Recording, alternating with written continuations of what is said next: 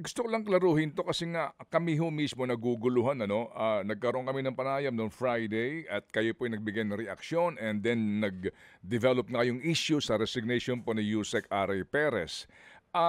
Nung pong Sabado, October 18, may statement siya sa isa pong panayam and I quote, "People have asked if it's true that I denied that Yusek Perez has links with contractors. I did not.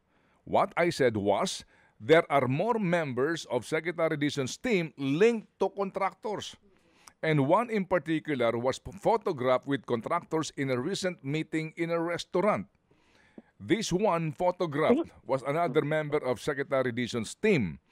Ayan po sinasabi niya. At dito po sa naturang artikulo, meron din po naman sinasabi daw kayo, Dizon has confirmed that members of his team have had meetings with contractors outside the DPWH office but said it is not disallowed, pero siyempre, it seems a bit improper. But it is not illegal, but it would have been better if it was done in the office. So, sabi, what's important there is that they're talking for work. That's what matters, etc. Sir, can you just clarify, hindi daw po pinabubulaanan na ni Ginoong Leviste yung link nitong si Perez sa mga kontratista. As a matter of fact, may sinasabi siya na meron pa daw pong ibang miyembro ng inyong team na may mga link sa contractor. Doon ho tayo muna. Ano ho ba itong, can you clarify please on that issue muna? Again po, unang-una, maraming salamat si Congressman Leviste kung meron siyang impormasyon na gano'n. Pero maganda po, is maibigay niya sa akin yung impormasyon na yon.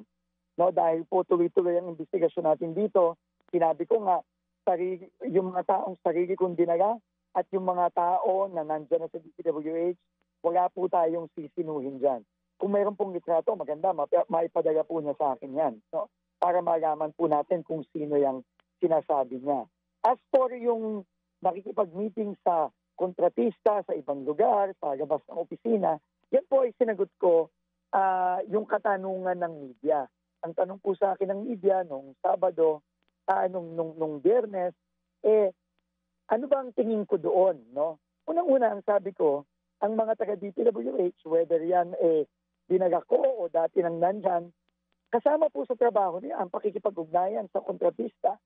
Yan po ay kung kailangan mag-follow up ng schedule, magsigurado na on time ang proyekto, yan po ay kasama sa trabaho.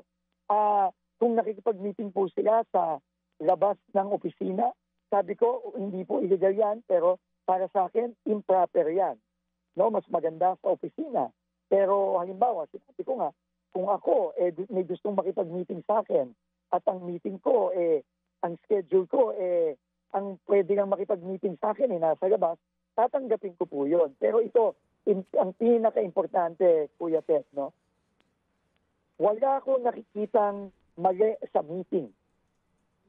Pero pag yan pong meeting na yan, ang usapan dyan ay ang hingian, ang pag-shakedown o pagdidemand ng mga pabor.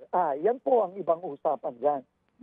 Yan po talagang hindi natin ito tolerate yan. Pero yung pag-meeting sa labas, yan po ay hindi illegal, pero yan ay improper. Kaya mas maganda po talaga kung sa opisina nakikipag-usap ang kahit na sinong opisyal, hindi lang ng DPWH, kundi ng gobyerno. Mga kapatid, brothers and sisters, saan ka pa? Dito na tayo sa totoo. Dito na tayo sa True FM. Mga kapatid, mag-subscribe and follow po kayo sa social media accounts ng True Network PH. Yan po kami. Hanapin nyo lang True Network PH, Facebook, Instagram, YouTube, TikTok, and podcast. Mapa Apple or Spotify man yan, mahahanap nyo kami. Lahat ng mga napapanood at napapakinggan nyo po sa programa, nasa social media accounts namin yan. So, paano mga kapatid? See you sa social media!